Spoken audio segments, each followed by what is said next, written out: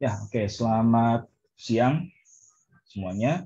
Kembali lagi di perkuliahan kelas Construction Time and Cost Management, di mana kita masuk ke minggu ke-9 ya. Minggu ke-9 kita akan membahas prinsip-prinsip Project Cost Management. Jadi setelah UTS minggu lalu, kita memasuki babak baru ya, memasuki topik baru, yaitu topik tentang manajemen biaya proyek konstruksi. Nah, di minggu ke-9 ini kita akan membahas prinsip-prinsip dasar dari Project Cost Management gitu. Jadi apa saja yang nanti kita bahas di minggu ini gitu ya. Oke. Jadi untuk perkuliahan hari ini, ya, minggu ini tujuan pembelajarannya masih cukup luas, ya, masih cukup tidak begitu detail gitu ya. Jadi kita di minggu ini kita akan memahami dulu manfaatnya dari manajemen biaya proyek gitu. Nah, setelah kita paham manfaatnya apa gitu ya, lalu di sini kita pahami hanya input dan output dari proses-proses manajemen biaya proyek gitu. Jadi untuk tools-nya, bagaimana melakukannya, ya, metode-metode untuk memproses segala input-input yang diperlukan untuk semua proses manajemen biaya proyek hingga menghasilkan sebuah output gitu ya, output dokumen, itu nanti akan kita bahas step by step di pertemuan-pertemuan selanjutnya. Di pertemuan ke-11, pertemuan ke-12, pertemuan ke-13 gitu. Dan ke pertemuan ke-14. Ya, jadi how to-nya ya, cara melakukannya in more details-nya di pertemuan yang nanti akan datang. Pertemuan hari ini hanya membahas apa saja input-inputnya dan nanti output-nya akan seperti apa. Gitu. Ya, jadi ini baru kayak semacam overview aja, overview singkat dari keseluruhan proses-proses dari manajemen biaya proyek. Gitu. Nah, lalu yang ketiga, yang terakhir, kalian paham faktor-faktor keberhasilan dan permasalahan utama dalam pengelolaan biaya proyek. Nah, jadi manfaatnya dari manajemen biaya proyek ini gitu ya. Kalau by definition saya yakin kalian sudah paham semua gitu. Apa sih namanya manajemen biaya proyek gitu. Nah, cuman yang harus kita pahami dulu adalah yang namanya manajemen biaya proyek itu adalah tujuannya untuk agar menjaga, ya singkat kata ya, supaya terjadi namanya apa? Cost of run, itu yang paling simple gitu. Cost of run atau pembengkakan biaya yang tidak diperlukan seharusnya. Gitu. Nah, jadi kalau berdasarkan PMBOK ya, PMBOK edisi 6, itu ada 4 proses ya, ada 4 proses dari project cost management. Plan, estimate, determine budget, dan control cost. Di mana dari keempat proses ini gitu ya, terbagi dalam 2 proses grup. Yaitu di sini ada planning process group. Ya, ini planning process group di sini dan monitoring control process group. Kan pasti sudah tahu lah mana yang masuk ke monitoring control dan mana yang masuk ke planning gitu ya. Udah cukup jelas gitu. Yang namanya planning ya pasti ya plan cost management udah pasti masuk ke situ, estimate, determine budget ini pasti masuk ke planning process group. Ini judulnya sudah jelas, control cost ya sudah jelas seperti itu masuk ke monitoring controlling process group gitu. Oke, nah sekarang kita bahas satu-satu secara overview saja gitu ya. Tahap proses yang pertama gitu, yaitu plan cost management. Kalau di buku PMBOK edisi ke-6 itu ditandai dengan subbab 7.1. Apa sih yang namanya plan cost management itu? Apakah plan cost management itu sudah mulai membuat AHS dan kurva S? Tidak. Jadi yang namanya plan cost management itu baru menjelaskan bagaimana menetapkan metode untuk estimasinya, ya, untuk menganggarkannya seperti apa dan bagaimana mengelola, diawasi dan kendalikannya seperti apa. Jadi merely discussing and determining ya, menentukan bagaimana metode how to-nya dulu gitu. Karena kalau misalnya langsung aja bikin AHS misalnya, langsung saja bikin kurva S, langsung saja bikin RAB gitu. Kalau tidak paham betul metodenya mau seperti apa, nanti kalian suatu saat akan ketemu bingung gitu. Ini pekerjaan ini mau dibayar harian atau borongan? Nah, kan itu pertanyaan yang sering gitu ya. Pertanyaan yang sering dimunculkan lah ketika merencanakan RAB. Pak, ini mau borongan atau mau harian bayarnya? Kalau misalnya nggak paham bagaimana merencanakan cost management, jawaban yang akan didengar dari pertanyaan itu adalah nggak jelas, nggak tahu. Kenapa? Karena yang namanya metode estimasi gitu ya, namanya metode estimasi itu tidak bisa berlaku untuk semuanya. Dalam artian metode parametrik ya, analisis parametrik yang seperti yang sudah saya jelaskan di time management gitu ya, di mana yang namanya analisis parametrik itu kan benar-benar detail gitu. Ya, membahas sampai ke perintil-perintilnya, sampai ke kapasitas produksinya berapa, dari kapasitas produksi ketemu, terus ada cycle time-nya berapa, lalu ketemulah produktivitas per jamnya berapa, sehingga ketemu koefisiennya. Itu tidak harus seperti itu dalam dalam menghitung RAB, tidak bisa melakukan seperti itu. Ya, karena setiap pekerjaan gitu ya, setiap project aja itu unik, apalagi setiap aktivitas-aktivitas di dalamnya itu pun juga unik. Gitu. Kalau misalnya untuk pekerjaan-pekerjaan pakai alat berat itu ya jelas memang sebaiknya pakai analisis parametrik. Kenapa harus sebaiknya pakai analisis parametrik? Karena kalau misalnya pakai metode lain seperti analogis misalnya gitu kan, kita ambil saja contoh kasarnya, oke lah pekerjaan pengeboran yang pancang misalnya, pengeboran pondasi bor misalnya gitu. Oh, saya biasanya segini sih Pak, per titik segini gitu. Ya, tapi ternyata ketika ditempatkan di proyek kita gitu dengan estimasi analogis yang berdasarkan proyek dia yang sebelumnya, yang kondisinya sudah jelas pasti berbeda gitu kan, itu nanti akan meleset gitu. Kenapa? Karena tadi kondisi proyeknya sudah berbeda, kondisi lapangannya sudah jelas pasti akan berbeda gitu kan. Bangsa nanti akan menentukan apa berikutnya, cycle time-nya untuk manuvernya misalnya. Terus kondisi tanahnya mungkin berubah. Mungkin satu kondisi tanahnya sangat lembek gitu misalnya gitu kan, sangat gampang rubuh misalnya. Begitu habis digali dalam, begitu diangkat augurnya langsung rontok lagi gitu kan. Nah, itu udah beda lagi di situ. Biayanya berbeda lagi. Ya. Jadi makanya pentingnya plan cost management itu untuk mengidentifikasi dulu, ya, mengidentifikasi kira-kira mana nih yang metode estimasinya yang cocok. Gitu. Mana yang biayanya diestimasikan dengan borongan, mana dengan harian, mana yang pakai estimasi analogis, mana yang pakai parametrik, dan mana yang pakai expert judgment, misalnya seperti itu. Ditentukan one by one. Nah, untuk merencanakan itu, yang seperti itu gitu ya, itu butuh suatu input gitu ya. Jadi inputnya di sini ada satu project charter jelas. Project charter itu apa sih Pak? Piagam proyek ya. Jadi piagam proyek itu dibuatnya bukan pas planning tapi justru sebelum planning. Jadi ketika menginisiasi proyek kita. Kalau di kontraktor bahkan sebelum mengikuti tender gitu. Ketika memutuskan oke, kita akan ikut tender proyek ini, itu baru project charter dibuat gitu. Ya, ketika sudah menang tender baru di proses planningnya masuk di situ. Itu kalau di kontraktor.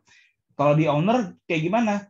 Project charter itu dibuat ketika kita baru mau mengadakan tender. Gitu. Ya, ketika kita si owner itu akan menentukan proyek ini layak nggak sih, gitu. Kita kalau mengeluarkan uang sekian triliun untuk proyek ini, manfaatnya apa untuk proses bisnis kita? Manfaatnya apa? Untungnya apa nanti? Gitu. Cuannya berapa untuk kalau kita menggolkan proyek ini? Gitu. Oke, jadi proyek charter itu dibuat jauh sebelum proses planning gitu. Jadi bahkan sebelum ada planning yang detail. Ya, di tahap inisiasi. Makanya di sini memberikannya anggaran totalnya saja yang diinformasikan. Oke, anggaran sekian gitu. Sebesar 2 triliun misalnya kayak begitu. Di mana nanti 2 triliun itu tugasnya pelaksana gitu ya. Tugasnya tim proyek untuk melaksanakan proyek itu, untuk ketika merencanakan proyek itu, 2 triliun itu di breakdown, barulah dijabarkan, diperinci 2 triliun ini untuk apa aja. Oh, untuk desain, oh untuk construction, oh untuk MEP, oh untuk ini tuh. Baru di situ itu masuk ke planningnya. Nah, lalu input yang kedua adalah dari project management plan gitu ya. Maksudnya apa? Jadi namanya PM plan itu kan ada banyak ya. Setiap knowledge pasti punya planning gitu. Nah, planning apa sih, knowledge apa yang dipakai untuk knowledge project cost management ini?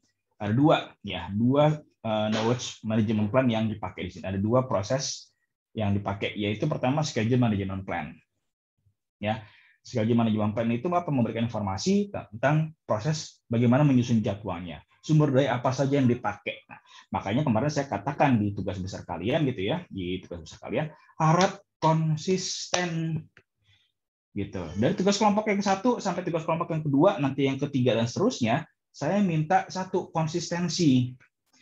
Ketika di tugas kelompok yang pertama kalian sudah menjabarkan definisi menjabarkan aktivitas kalian, metode konstruksi kalian, ya, work package seperti apa, itu dipakai dong di tugas kelompok yang kedua, gitu loh. Tugas kelompok pertama kan menyebutkan, oh ini ada pekerjaan ini Pak, fondasi dalam misalnya, fondasi tiang pancang, gitu. Ya, terus sekarang menyebutkan metode konstruksinya kita pakai hidrolik misalnya kayak begitu, atau pakai apa namanya, pakai hammer misalnya kayak begitu. Di tugas kelompok yang kedua kok nggak disebut gitu. Saya cari mana ini kok nggak ada analisisnya gitu loh, ya, nggak ada analisisnya, nggak ada estimasi durasi segala macam. Nanti itu bisa membahayakan ketika nanti membuat AHS-nya bingung koefisiennya berapa ya gitu. Ini gimana nih kita untuk yang ini nih, rencananya seperti apa, ada data yang hilang gitu, sehingga nanti ketika membuat AHS akan ada kendala, dan kendalanya makin membesar ketika nanti mulai menyusun RAB dan kurva S. Maka dari itu, kuncinya dari tugas-tugas kelompok kalian nanti gitu ya, dari awal hingga akhir adalah konsistensi, adanya kesinambungan. Karena apa? Ya karena semua proses manajemen project gitu ya, tidak hanya dua ini dibahas di kelas ini ya, time dan cost ya, tapi termasuk di sini ada juga nih, ada risk management plan. Juga bermain di sini ternyata risk management plan di sini. Ya, memberikan informasi mengenai tadi metode analisis risikonya, terus dampak biayanya terhadap apa? Ada biaya kontingensi. Nah, karena kelas risk management plan di semester ini tidak dibahas gitu ya, baru nanti ini saya akan jelaskan bagaimana cara menyusun biaya kontingensi ini seperti apa ya. Sehingga nanti gimana pengaruhnya ke analisis harga satuan gitu, atau bahkan mungkin pengaruhnya ke RAB secara keseluruhan gitu. Muncullah namanya biaya kontingensi. Di semester ini memang belum ada kelasnya, baru di semester genap besok gitu ya. Nanti ingatkan saya aja lah untuk membahas ini. Atau kalau tidak sabar gitu ya, penasaran banget untuk mengetahui bagaimana risk management plan gitu, dan bagaimana menyusun biaya kontingensi, nanti di tanggal 9 November saya memberikan kayak semacam pelatihan lah ya, crash course lah istilahnya. Crash course di PI Learning Center. Gitu. Nanti saya berikan informasi pendaftaran kayak seminar lah, pelatihannya lah gitu lah ya. Itu mengenai project risk management. Gitu. Keseluruhan prosesnya, termasuk salah satunya saya bahas tentang biaya kontingensi di situ. Ya, silakan kalian ikuti, ya kan? Atau kalau misalnya belum bisa ikut ya dah, nanti kalau nggak salah ada rekamannya dari channel YouTube-nya PI, Persatuan Insinyur Indonesia. Itu silakan kalian pantau saja gitu, subscribe aja ke channelnya mereka lah gitu. Kalau misalnya kalian ikut mendaftar gitu lah ya, mendaftar ke pelatihannya, selain dapat materi ini juga ada ujiannya. Nah, ujian lagi Pak, ya ada ujiannya gitu, ada soal tesnya lah, ada 40 soal. Saya sudah buat, ada soalnya 40 soal, pilihan ganda, harus selesai dalam waktu 40 menit gitu. Kalau lulus dapat sertifikat. Itu aja. Oke, itu sekilas saja di situ ya. Nah, lalu IEF dan IEF itu apa sih? Enterprise Environmental Factors ya, dan OPA Organizational Process Assets gitu. Apa sih ini? Ya, untuk detailnya nanti akan saya jelaskan di pertemuan 2 minggu lagi gitu ya. Cuman di sini saya kasih definisinya saja. IEF itu bisa berarti struktur organisasi gitu. Budaya organisasi itu kondisi pasar, kondisi politik dan lain-lain yang bisa mempengaruhi perencanaan biaya. Ya, lalu OPA, prosedur, SOP, panduan data historis, ya, lesson learn. Nah, ini untuk kayak semacam format atau template yang bisa dipakai ulang untuk merencanakan penganggaran proyeknya. Ini penting, gitu ya. Ini penting juga. Jadi jangan dianggap remeh, namanya template, prosedur itu jangan dianggap remeh. Template, prosedur, dan semua basis data yang berada dalam knowledge management ya, knowledge management sebuah organisasi itu adalah misalnya ladang ilmu lah, ilmu yang nilainya jauh lebih besar daripada aset perusahaan itu sendiri gitu. Nilainya kalau diuangkan itu sangat berharga gitu. Oke, nah lalu lanjut ke proses kedua gitu ya, yaitu estimate cost gitu. Ini kalian mungkin sudah mulai bertanya-tanya gitu ya, bikin AHS itu gimana sih Pak? Bikin kurva AHS itu, bikin RAB itu gimana sih Pak? Tenang. Ya, jadi yang namanya estimasi biaya, estimate cost gitu ya. Estimate cost itu ya estimasi biaya, simple as that gitu. Nah, jadi disinilah kita membuat AHS, analisa harga satuan. Nah, untuk membuat analisa harga satuan, kalian butuh seenggak-enggaknya tadi ini cost management plan. Ya, ini tadi untuk menentukan metodenya seperti apa. Gitu. Lalu target tingkat akurasi estimasi harus seperti apa. Gitu. Kalau misalnya mungkin di owner misalnya kayak begitu ya, di owner, di level apa, di organisasi owner, mau itu swasta, mau itu pemerintah gitu. Untuk tingkat akurasinya, metodenya semuanya sifatnya mungkin hanya analogis. Kalau pengalaman saya dulu saya dulu pernah di kontraktor, pernah di owner juga, beda banget. Kalau di kontraktor jelas gitu ya, apalagi untuk untuk tender gitu kan, itu tingkat akurasi estimasi harus begitu detail. Gitu. Ya, untuk tingkat kedetailan nanti akan saya bahas di pertemuan minggu depan ya, jadi sabar saja gitu ya. Ada tingkatannya tuh level 1 sampai level 5 gitu. Nah, level 1 itu untuk apa, level 2 untuk apa, 3 dan seterusnya sampai level 5 untuk apa di situ. Sekedar sneak peek lah ya, sekedar informasi saja gitu, saya kasih teaser sedikit. Nah, untuk makin tinggi tingkat kedetailannya, tingkat akurasinya, itu biasanya dipakai untuk pengendalian. Jadi makanya ketika sudah mulai proses eksekusinya, proyek yang sudah dieksekusi, sedang berjalan, ketika dikendalikan biayanya, wah itu istilahnya QS-nya gitu ya, cost estimator itu akan sangat galak gitu ya. Sampai seberapa rupiah pun itu akan dicari gitu, istilahnya seperti itu. Tender itu masih belum begitu akurat. Kenapa? Karena tender itu kan istilahnya untuk menang-menangan lah ya, istilahnya untuk menang-menangan. Perencanaannya pun, estimasinya pun juga tujuan estimasi biayanya untuk apa tujuannya? Untuk menang tender. Gitu. Ya, itu kita nggak menutup mata, cuma kenyataannya seperti itu. Nah, kecuali mungkin peraturan tender berbeda gitu. Peraturan tendernya bukan harga termurah misalnya, tapi berdasarkan quality atau berdasarkan apa gitu. Itu kan tergantung owner gitu loh ya. Nah, itu tingkat akurasi akan berbeda lagi di situ. Owner kebanyakan owner apalagi yang swasta gitu ya, metode estimasinya itu mostly kebanyakan itu analogis. Sifatnya itu lebih banyak top down. Mereka melihat dari harga pasar. Misalnya kayak begini, saya mau bangun apartemen gitu. Untuk kalau mau bangun apartemen misalnya gitu, saya akan tanya ke siapa dulu yang pertama. Kalau saya sebagai businessman gitu, siapa dulu yang saya tanya? Ke marketing dulu saya tanya. Marketing, itu apartemen di daerah sini kelas apa tuh? Oh, itu kelas premium Pak, ke atas premium up. Coba tanya iseng-iseng, mereka nawarnya harga berapa? Gitu. Dikirimlah tuh marketingnya sok-sokan, jadi nanya ke sana. Wah, harganya 50 juta Pak semeter. 50 juta per meter. Oke, itu jadi acuan. Kalau mereka berani 50 juta semeter, kita coba agak turun dikit harganya. Mungkin 45 juta semeter. Nah, dari 45 juta semeter itu kan harga jualnya sih. Harga jual saya. Nah, dari situ saya tentukanlah saya mau untung berapa. Saya mau untung, saya nanyalah ke pemegang saham. Oke, saya ada project nih. Saya mau jual nanti harganya 45 juta semeter. Misalnya seperti itu. Kita mau untung berapa nih? Kita bagi-bagi untung berapa? Tanya ke semua pemegang sahamnya. Setelah konsensus, gitu kan, rapat, gitu kan, ada yang serakah, ada yang enggak, gitu kan. Let's say dipatoklah 20%. Mau untung 20%. Nah, dari 45 juta semeter itu dipotong 20%, berarti sisanya berapa? Ya, sisanya 80% dari 45 juta semeter itu, itulah yang dipakai untuk harga pokok produksinya. Nah, itu dibuat top down tuh. Dari segitu, ya 45 juta kali 20 berapa sih? 45 juta dikurangin 9 juta lah ya. 34 juta ya. 36 juta lah, 36 juta semeter itu baru tuh di breakdown tuh. Di breakdown untuk apa aja?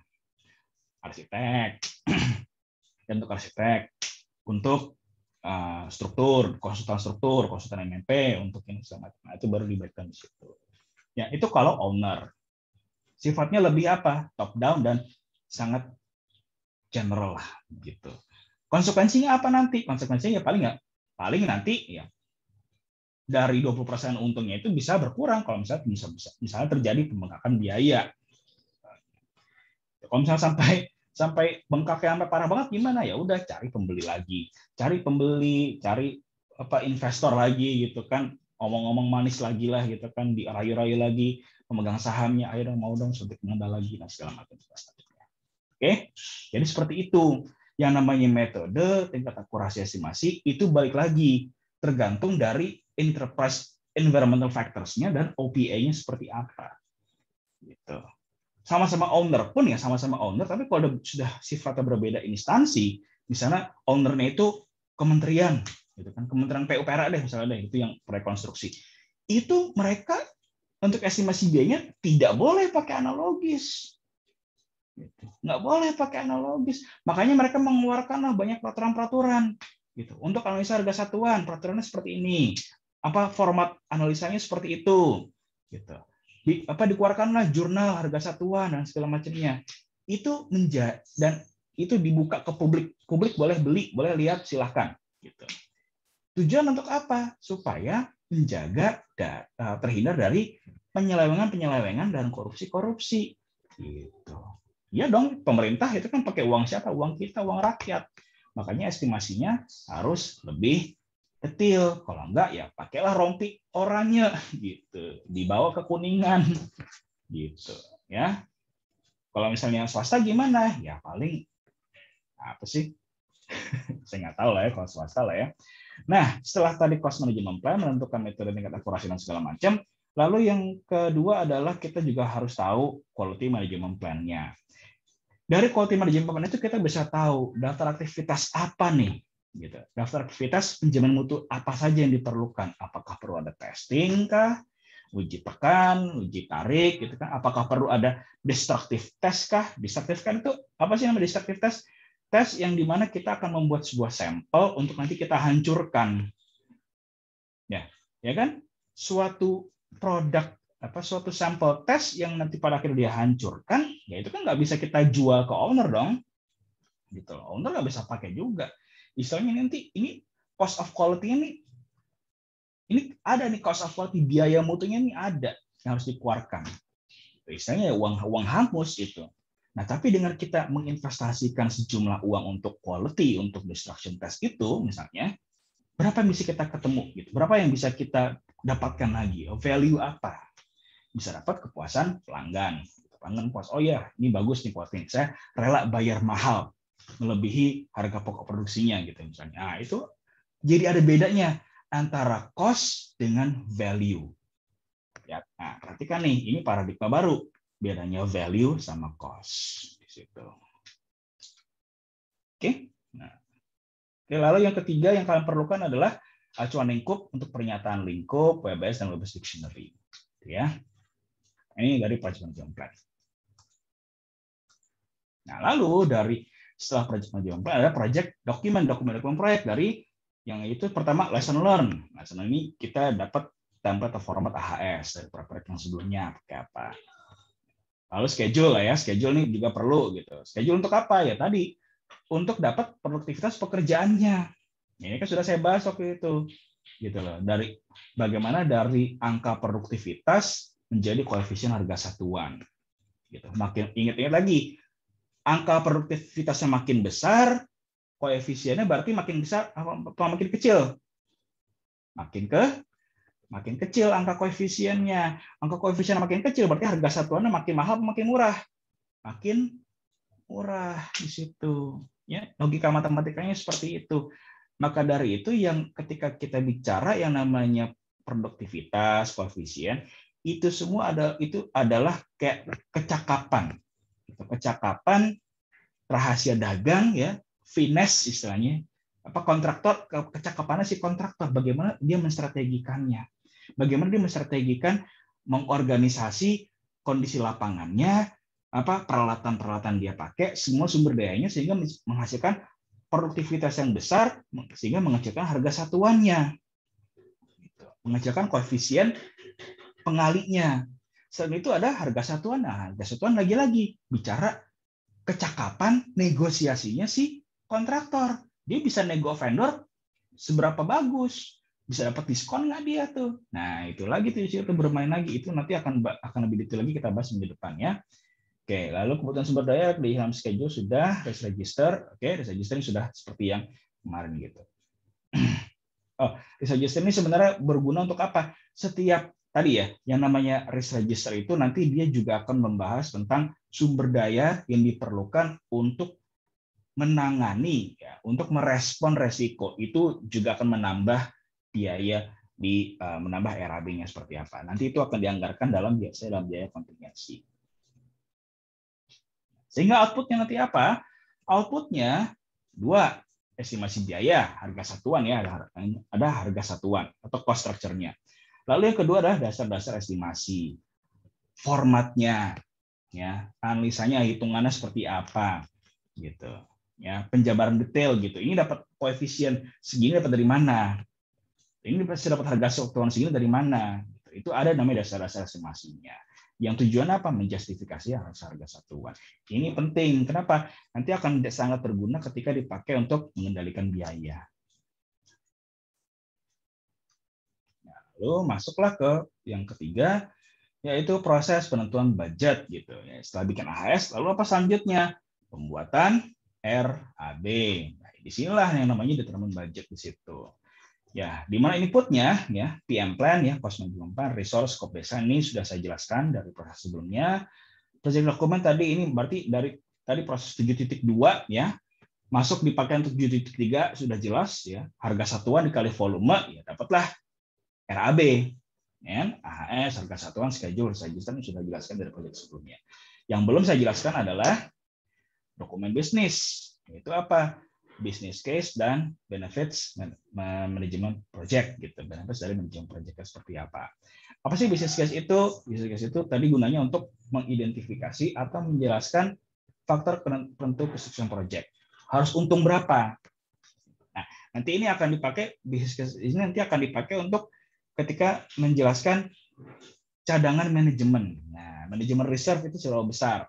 Dari manajemen reserve itu berapa eskalasinya? Nah, itu nanti akan kita bahas di minggu depan bagaimana business case ini mempengaruhi untuk menentukan budgetnya di situ. Jadi stay tune lah di sini ya. Nah, lalu ada benefits. Benefits apa? Ini target keuangan project. Nah, ini bisa berupa tadi IRR atau BC ratio. Marginnya harus berapa persen ini? Gitu. Ya, kalau misalnya marginnya sesuai target, ya alhamdulillah. Dapatlah PM-nya Alphard gitu atau Fortuner gitu kan atau apapun lah gitu yang sekarang Lamborghini kali gitu kali ya bonusnya nggak tahu lah tergantung pendananya gitu. Nah, lalu yang terakhir adalah kontrak perjanjian. Ini penting ya terutama bagi pemberi kerja dan pemberi jasa gitu. Kenapa ya? Karena jelas yang namanya kontrak perjanjian itu ada klausul-klausul, pasti akan ada klausul-klausul yang membahas pembiayaan proyeknya. Minimal termin pembayaran.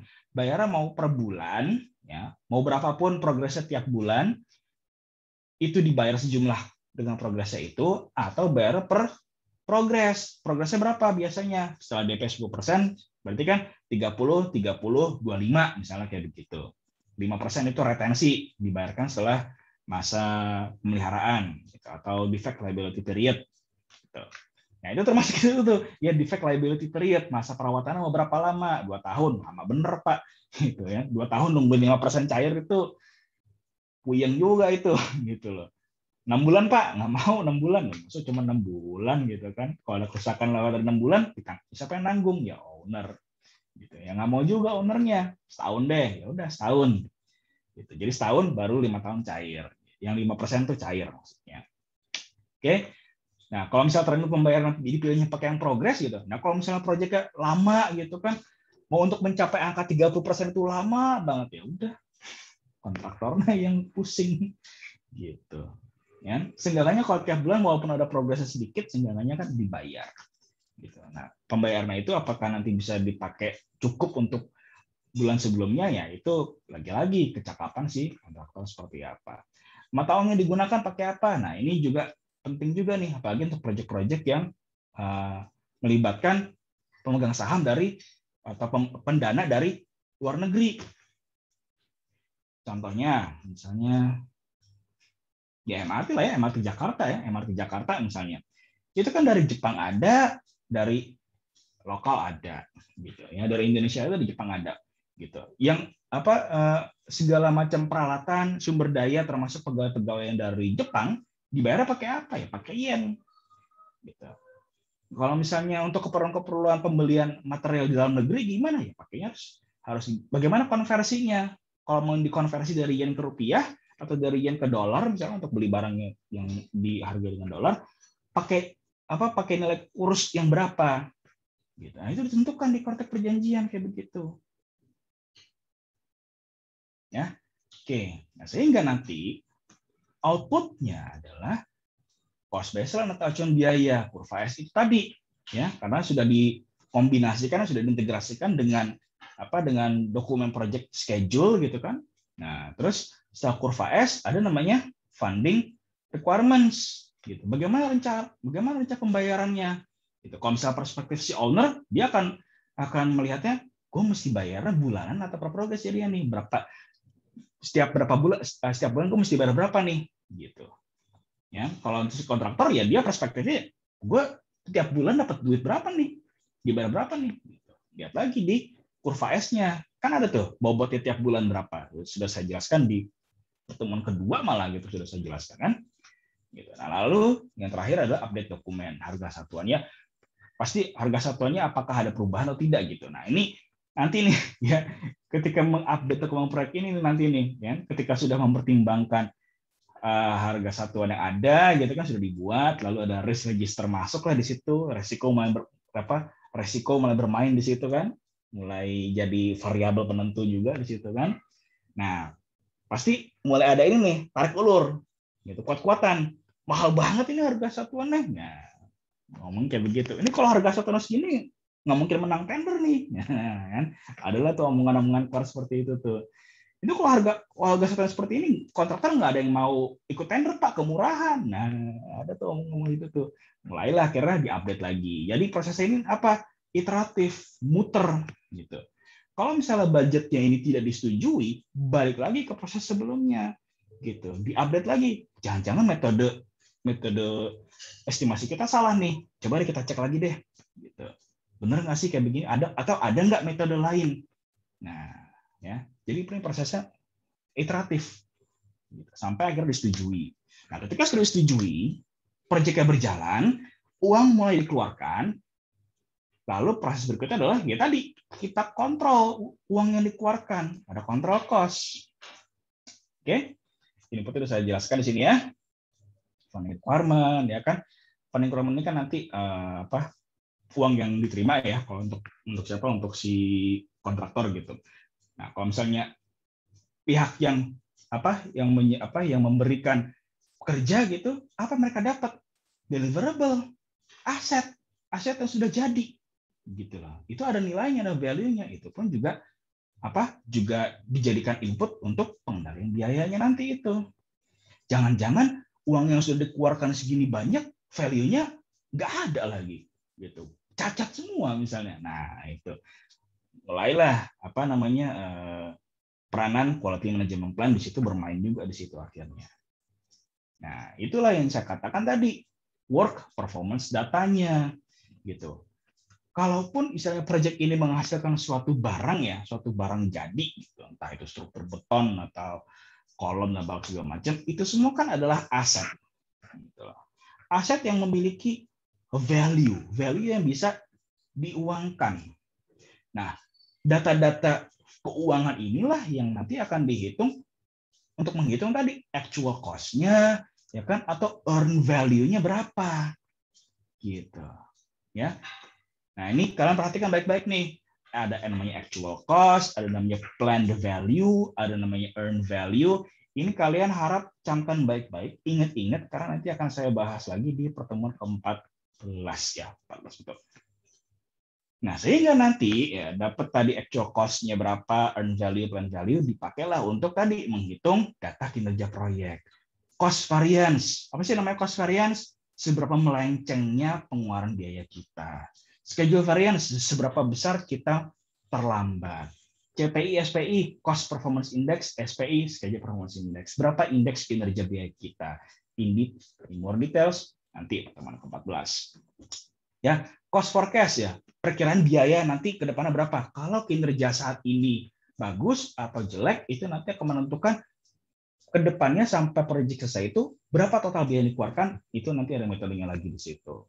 Nah, kalau misalnya nih ya, cost variance tinggi, schedule variance tinggi, CPI jelek rendah, SPI jelek rendah, perlu ada namanya change request. Ayo, harus diperbaiki masalahnya nih, harus ada perubahan gitu ya. Diubahlah tuh perencanaan acuannya, schedule-nya harus berubah mungkin. Tuh, atau mungkin mata anggaran harus berubah gitu, atau mungkin skopnya harus dikurangin. Nah, ini semua namanya change request, itu permintaan perubahan itu harus dianalisis dulu, mana kira-kira yang bisa memuaskan para stakeholder itu.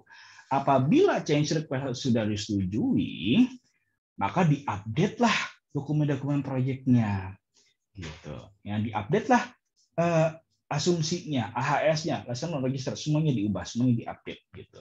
Sehingga untuk berikutnya setelah ada change request itu, ya jangan pakai rencana yang lama, jangan pakai rencana yang membawa kepada kehancuran ini gitu loh. Ya, pakailah rencana untuk meningkatkan kinerja proyeknya lagi, rencana baru yang tujuannya untuk mengembalikan track proyeknya ini kembali kepada kebenaran seperti itu ya, supaya tobat gitu istilahnya gitu, supaya baik lagi kinerja biaya waktunya kembali ke on track gitu, supaya bisa tadi mencapai tujuan proyeknya dengan baik gitu.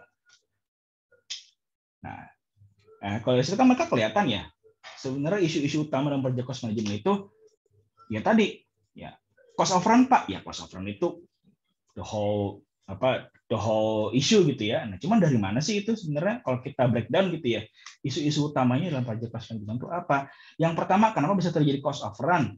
Nih, ya, estimasi biaya tidak realistik, gitu. Bisa overestimate atau underestimate, gitu. Kalau misalnya kontraktor dia estimasinya over banget, nggak kemenang tender, gitu. Ya, kalau underestimate, nah ini estimasi rendah banget, kemungkinan bisa lebih banyak lagi. Yang satu menurunkan mutu, nah, ini yang paling saya nggak suka nih, gitu. Mutunya diturunin, volumenya dikurangin, gitu kan, dipas-pasin, dipepet-pepetin gitu. Nah, ini yang kurang ajar sebenarnya, gitu kan. Nah, atau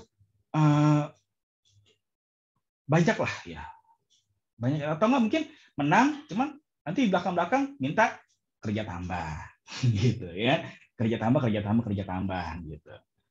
Pak, change order gitu. Kontraktornya karena tadi di awal udah banting harga, ya kan, menang, tapi begitu dalam perjalanan proyeknya akhirnya tadi minta change order inilah, change order itu dan segala macam, sehingga pada akhirnya kalau dihitung-hitung biaya yang dikeluarkan malah lebih besar daripada yang kontraktor yang dikalahkan dalam tender tadi itu. Akhirnya ketipu siapa? Ya owner ketipu. Gitu. Oke. Nah, lalu cost of runs itu ya. Nah, ini udah jelas tadi itu. Ya, tapi terjadi gara-gara apa sebenarnya? Undetected cost overrun risk. Makanya tadi yang namanya risk register tuh ya. Dia ada di setiap proses project management, project cost management. Gitu ya. Dari proses tadi itu cost estimate, determine budget gitu kan, sampai nanti di cost controlnya pun ada semua risk bermain di situ. Risk kayak semacam apa ya istilahnya ya, pengingat gitu ya, hati-hati, ini kerjaan ini beresiko loh, hati-hati gitu, jangan macam-macam lu jangan jangan asal-asalan kerjanya, begitu ada defect mesti ngulang kerjaannya, keluar biaya gitu, udah kerja 2-3 kali yang dibayar cuma sekali. Nah, itulah yang namanya risk gitu. Oke. Nah, ini terkait sama risk nih.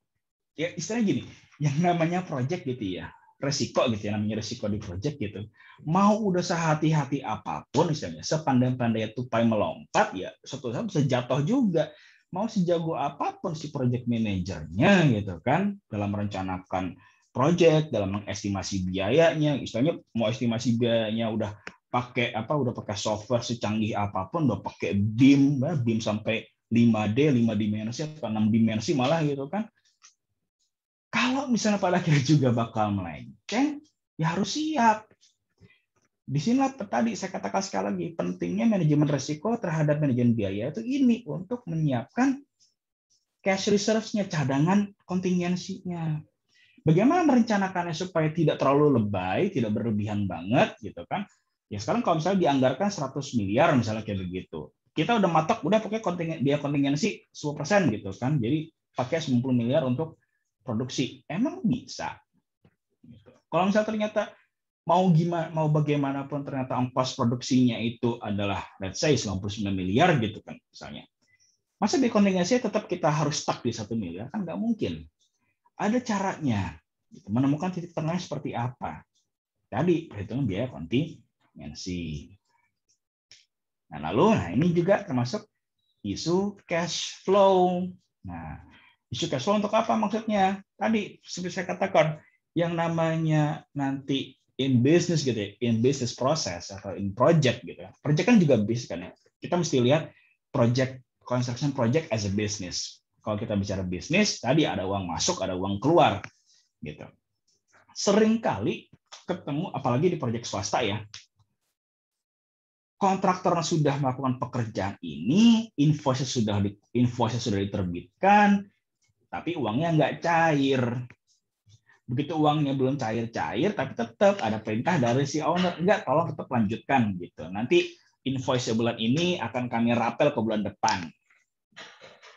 Ya, lalu bulan depan sudah datang, invoice yang kedua dikeluarkan lagi, owner lagi-lagi ngomong hal yang sama.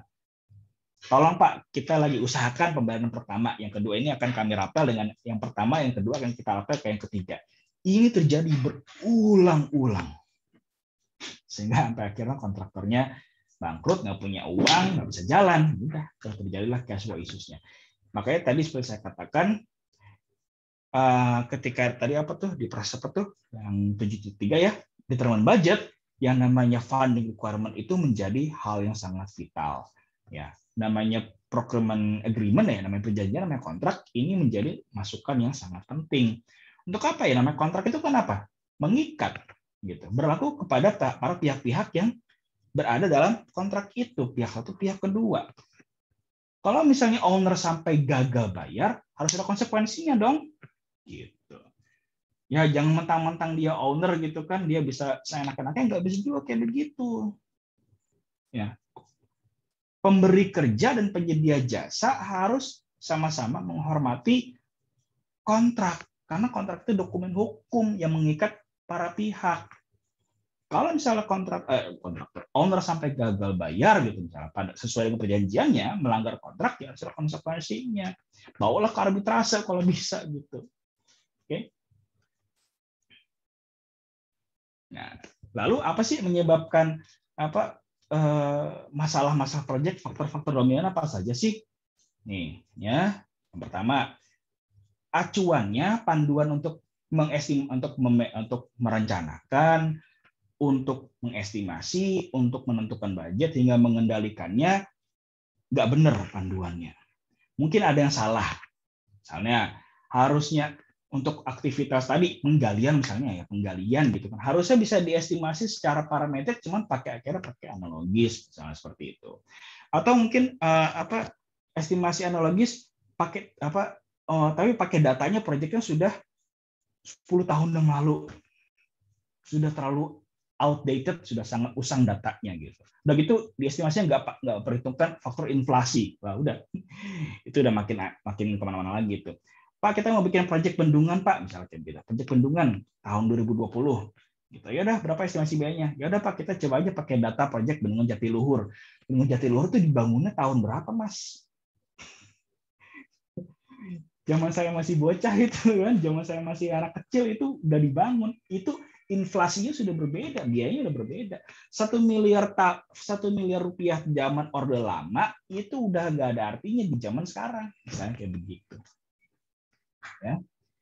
Tadi karena apa? Karena guidelines-nya, ya, metode dan panduannya itu tidak membahas dengan detail, ada yang kurang dalam perencanaannya. Makanya seperti saya katakan, namanya perencanaan manajemen biaya itu harus clear, menjelaskan metode how to-nya. Human resource, nah ini tadi nih, ya kan, mau sebagus apapun guideline-nya, kalau human resource yang nggak bisa ngikutin panduannya, ya udah, nggak ada artinya itu. Bikin panduan sebagus-bagus apapun gitu kan, serinci apapun gitu, sampai pakai infographics gitu kan, pakai apa, pakai gambar lucu-lucu biar menarik di mata gitu kan, biar gampang dimengerti. Ya kalau misalnya yang bikin RABO-on ya udah bakal meleset juga. Termasuk juga nanti ke pengendaliannya. Gitu. Udah bikin RAB, bikin AHS yang canggih, wah, detail pokoknya dah gitu kan. Tapi begitu dipakai, ya, begitu dilaksanakan, tapi pengendalinya nggak kompeten, ya udah sama aja. Jadi butuh yang namanya tenaga kerja, ya, sumber daya manusia yang kompeten dari awal sampai akhir. Nah, makanya kan apa namanya, dulu saya sempat bukan saya sih, kami ya, itu saya ada beberapa dosen, 4 dosen waktu itu diundang sama Kementerian PU, ya, Kementerian Pekerjaan Umum dan Perumahan Rakyat, di apa sih, Balai Jasa Konstruksi, ya, BJK, ya, di Balai Jasa Konstruksi, untuk membahas tadi sertifikasi kompetensi ahli muda gitu. Ya. Jadi ada istilahnya jadi yang namanya peraturan Undang-Undang Jasa Konstruksi UJK waktu itu sudah menyatakan yang namanya tenaga kerja konstruksi gitu ya, mau itu sudah harus punya sertifikasi sertifikat keahlian, harus punya SKA, sertifikat keterangan ahli gitu ya. SKA yang namanya SKA ini pun juga sudah diatur dengan ketat, jadi nggak bisa tuh istilahnya kita pakai SKA orang gitu kan untuk ikut tender gitu. Jadi misalnya orangnya diem aja di rumah gitu, cuma SKA-nya kita pakai buat tender, buat jalan-jalan gitu. Kita sendiri nggak punya SKA gitu, kita pakai SKA orang gitu. Itu udah nggak bisa, udah nggak boleh gitu.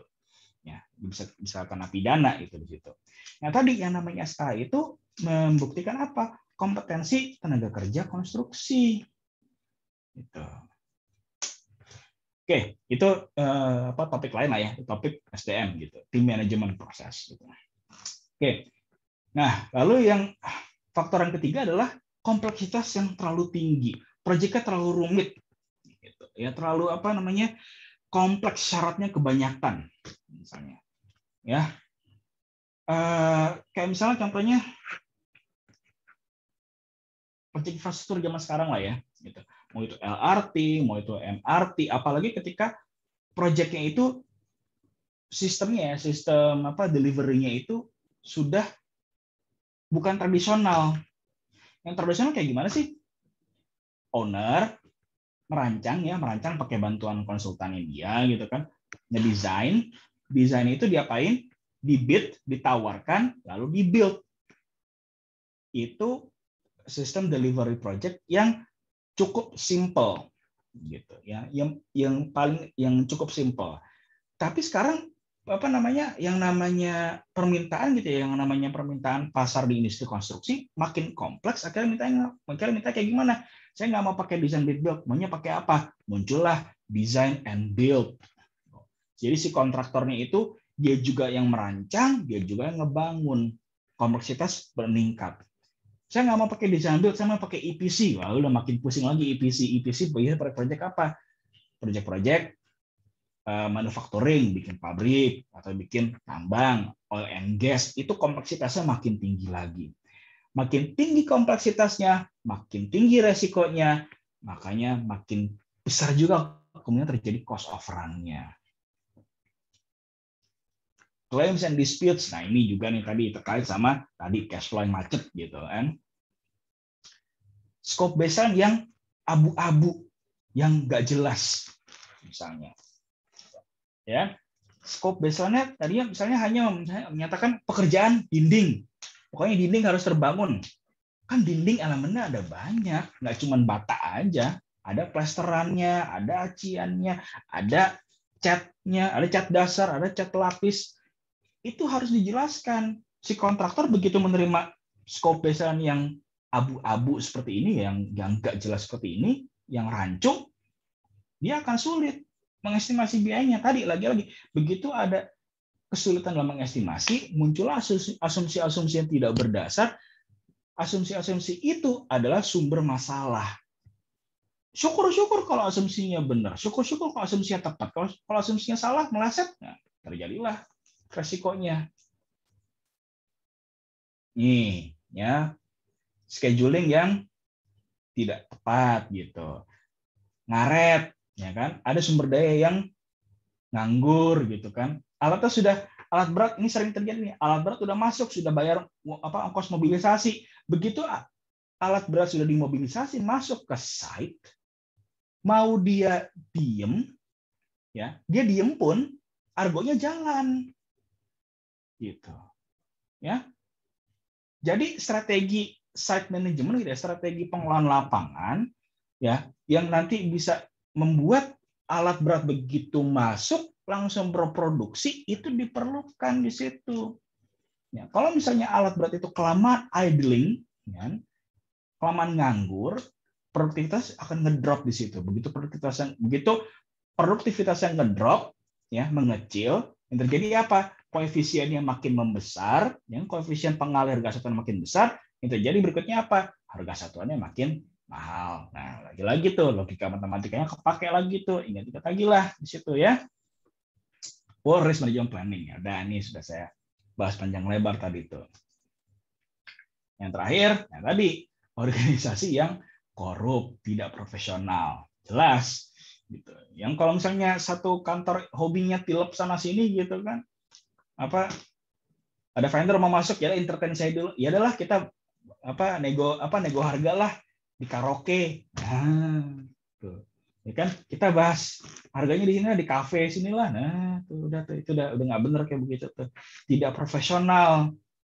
Itulah menyebabkan tadi bisa jadi misalnya harga tetap gitu ya, harga tetap misalnya harga nggak berubah, cuman mutunya diturunin, atau nggak mungkin ada peluang dapat diskon gitu kan, dapat diskon dari vendor, tapi nggak diomongin ke bosnya, diskonnya diambil masuk kantong pribadi, gitu. Ya, akhirnya apa gimana ya? Akhirnya misalnya procurement officer-nya gitu tiap bulan tuh ganti mobil tuh bisa gitu kan, atau tiap bulan ganti handphone gitu kan juga bisa gitu kan. Nah, itu tadi tuh hati-hati. Misalnya tanda-tandanya tuh kelihatan sebenarnya tuh, ya. Mana di sebuah organisasi orang-orang yang korup itu kelihatan. Oke, nah setelah tadi kita bicara yang serem-serem gitu ya, nah lalu bagaimana biar kita sukses dalam mengelola biaya proyek ini? Nih, yang pertama,